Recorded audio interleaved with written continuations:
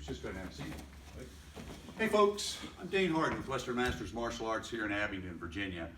I'm going to do a series of 3 videos. So this first of the series are just a basic 5. They are percussion techniques, and it's my goal to try to point out some details on percussion skill sets to try to help folks that aren't percussionists. Some Aikido systems don't use a lot of strikes. Some various systems of Tai Chi don't use a lot of strikes, but really in their essence and in their history, strikes were certainly a part of those skill sets. So I wanted to go back and revisit some of these concepts of the basic 5. These 5 kickboxing skill sets were skill sets that were taught to me by a gentleman named Joe Louis. Joe Louis was the world heavyweight kickboxing champion. He's pretty much a legend in the martial arts. If you ever saw the movie Once Upon a Time in Hollywood, there's a great scene in there where Bruce Lee is fighting with this stuntman who was a Marine.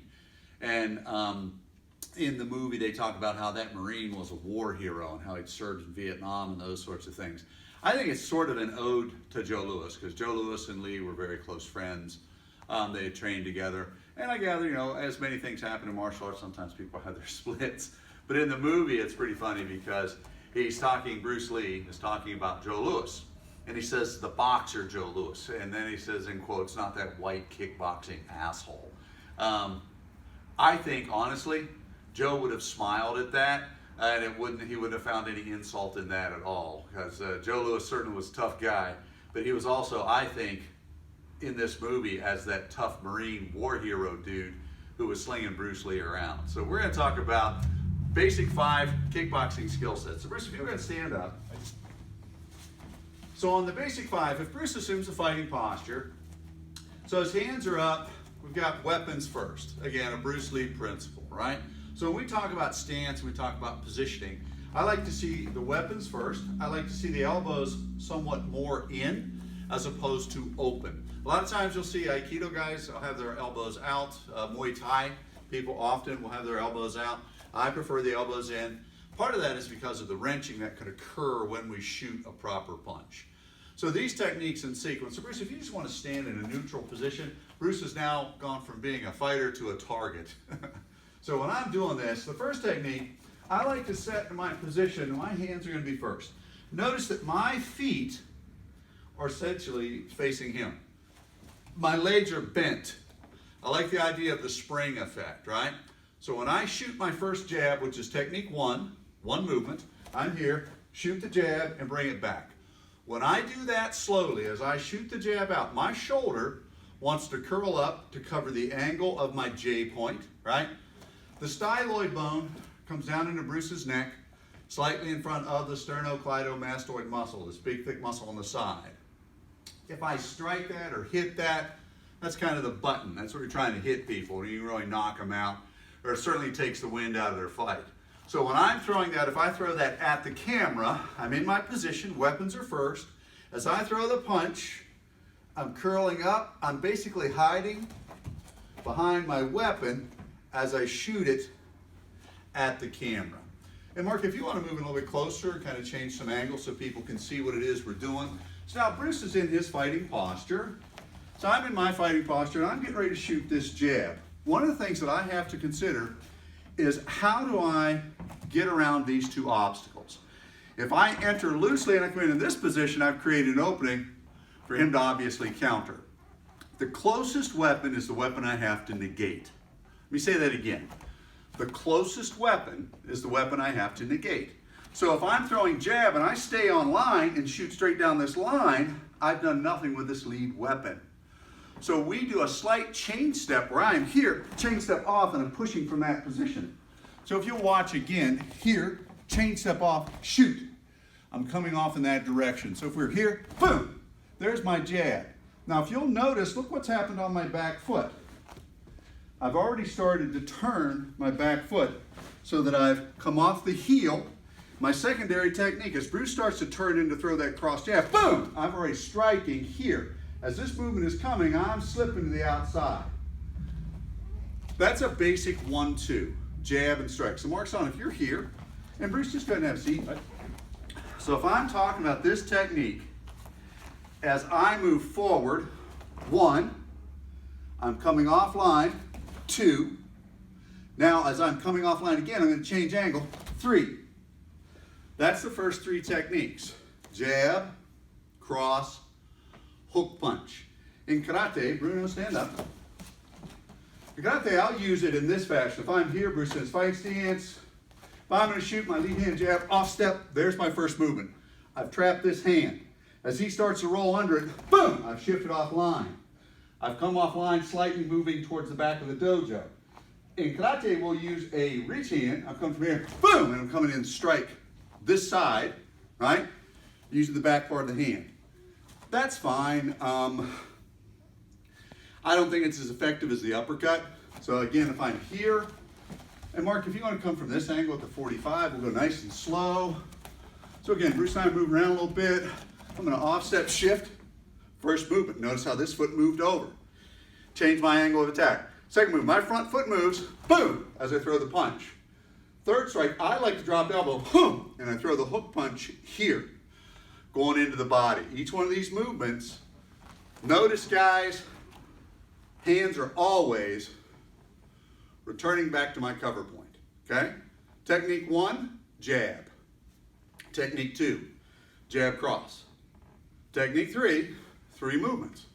Jab, cross, hook, or jab, cross, ridge. Bruce, go ahead and have a seat. And Mark, if you'll come close. Let me review those for you, looking at the camera straight on. Hands are up, legs are bent, chin is tucked, shoulders are high, head is down into the turtle shell. It's not the classical karate stance. I prefer this stance. 1, straight jab, back. Technique 2, straight jab, cross, back. Technique 3, straight jab, cross, ridge, back. Modification, technique 3, jab, cross, hook, back. Any one of those 3 can be modified by changing angle of movement with my foot. If I'm moving left, move left foot. If I'm moving right, move right foot. So that gives me 3 options on a jab. I can shoot a jab this way. I can shoot a jab this way. I can also shoot a jab both feet moving in, or both feet moving rear. We call that opening the door, closing the door, okay? Bruce, go ahead and stand up. So face the camera. So one of the things that we teach at a basic level, center line of defense and applications. Groin, umbilicus, solar plexus, what are you smiling about? Throat and face, right? Groin, umbilicus, solar plexus, throat and face. That was waxing Joe Louis right there. He always used to go, what are you laughing about? What are you smiling about? What's so funny? He was a great guy to learn from. So what we're going to do, Bruce in a fighting stance. So for my Aikido guys, throw your jab at full speed. Again and again. If I try to literally catch that, it's pretty hard, right? So if someone's a good percussionist and they're moving quickly, Bruce is going to try to catch my hand. It's difficult. I hit him 5 times on that one sequence and I just used one hand. A fake with this other hand, right? It gets difficult. So we have to understand the concepts of jamming and snuffing, in Aikido speak, erimi, to enter, right? On number 4, there's also a 4th complex or a 4th idea of shaping. Positioning and shaping. He has his hands up, we're moving, if I'm here, kick! That shapes his position. Notice he moved rear, and I know that.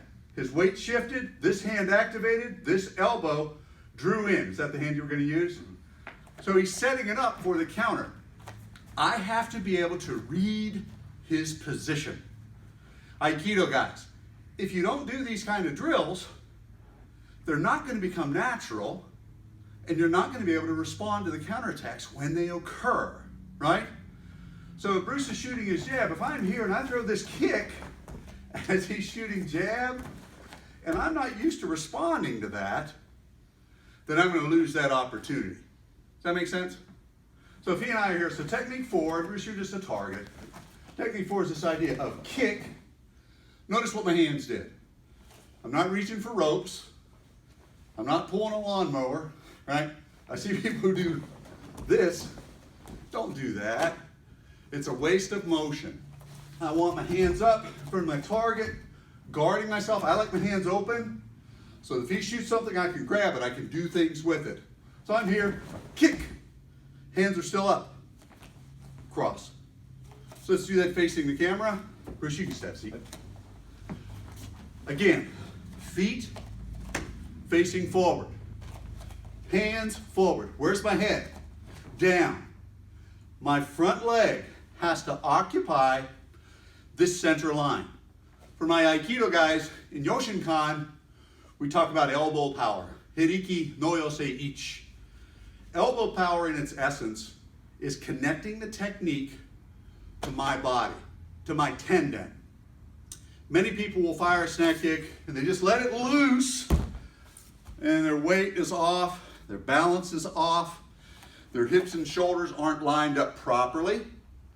When we set in that position, if I'm here and I'm shooting kick, I want to be in control of that entire movement. As I kick, baseball, boom, I'm thinking, how do I step out, move directly into that, punch. Change scenarios, jujitsu-ka, shooting. If I take the kick from the floor, Bruno, kick from the floor looks like this, where it doesn't truly chamber, right? My hands are up and Bruce is shooting. As I do that, he snuffs it out. He's able to take me down to the floor and I'm grounded out. One of the things, another fairly famous guy that I trained with, Michael Jai White. Michael talks about this idea of the knee drive. If I'm throwing snap kick properly, the knee drive is that intermediate technique, right? If Bruce is starting to shoot and I'm here, he's gonna get a face full of knee, right? Most of the time when he sees that coming, his response is gonna be to move backwards, boom, and now the kick is there. Where's my body position? Shoulders over hips, both knees bent, both hands up. I'm in a fairly defensible posture, right? It's not classical kamae with my head out of the turtle shell. All right, so technique 4, snap kick, reverse punch. So Bruce, have a seat. Technique number 1 in review. At the camera, hands are up, jab, back. Mark, if you want to change angles just a little bit to your right. Technique number 2, jab, cross, back. Again, light on your feet. Technique 3, jab, notice the shoulder cap, cross, hook punch. I can go out unconnected to body or in connected to hip. That's a much more powerful, that would almost be related to an uppercut if we're talking boxing. I was a boxer, as a Golden Gloves boxer in point of fact when I was in the Army. Coming under and joining to the hips, all right?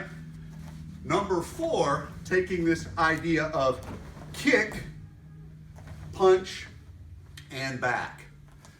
Now technique 5, this is oscillation. Bruno, stand up. So Mark, if you'll kind of get this from straight on, if I go high, his head moved back, right? Watch his body shape now. His head comes forward. His head goes back. I call that shaping or positioning. Well, let me rewind. Joe Lewis called that shaping and positioning. I'm a Joe student. When I shape and position someone, it puts them in a shape or position that is advantageous to me in this fight. Straight out of Joe Lewis's mouth. All right. Bruce says fighting stance. If I'm here and I'm in position, I shoot the head. This hand's just got a ton of energy in it. Notice something with the camera. Stay just like you are. These fingers were looser. These fingers are tighter. This elbow draws in. This arm's more relaxed. He dropped this elbow and shifted. Joe used to talk about this triangle of movement. If I'm going to do something against you, that triangle is going to shift or turn. So what do you watch in a fight? I don't watch Bruce's eyes. I'm looking at the shoulders in relationship to his head. They make a T like this. He brings his hands up. He's going to think about throwing something. Lead hand jab. He's just going to think about it. Okay, lead hand jab again. Think. Okay, lead hand jab. Reverse punch, lead hand jab. So I'm calling him before he's doing it. How am I doing that? He's here. He's thinking jab, reverse, jab. And really what has to happen is when I barrel down, I want to shoot straight, connected all to my body. And where did I punch at? Throat. If I punch at the head, his natural response is going to be to move back and away. I'm out of range, right? If I want to stay in range and I'm here, boom, I punch to the throat. I'm much closer, and it's a much better strike, right? If we're talking about how to affect range and targeting, it's getting a little more involved than you thought, right? And these are basic techniques. Look at all of the karate and the martial arts that you can learn in just 5 techniques. That's why this stuff takes a lifetime. All right, so here's technique 5. Bruce got his hands up. So I'm going to try to affect movement. Boom. So he shifts away. As he shifts his body away, he would lean back from the strike. What if I hit you? Let's just make it real. Get your hands up. Oh, there he moved back and away because I slapped him. That allows me to do what? Boom! Now his body starts to come forward. Oscillation of technique. He's helping me hit him. Does that make sense? Whenever I strike to the head, he moves back. Groin, he comes forward. Head, he moves back. That oscillation is key in lots of techniques. One of my friends, Bill Wallace, does a great technique. He's very fond of it. Bruce in a fighting stance. Bill will shoot jab, jab, jab. And then at some point what Bill does is kotai.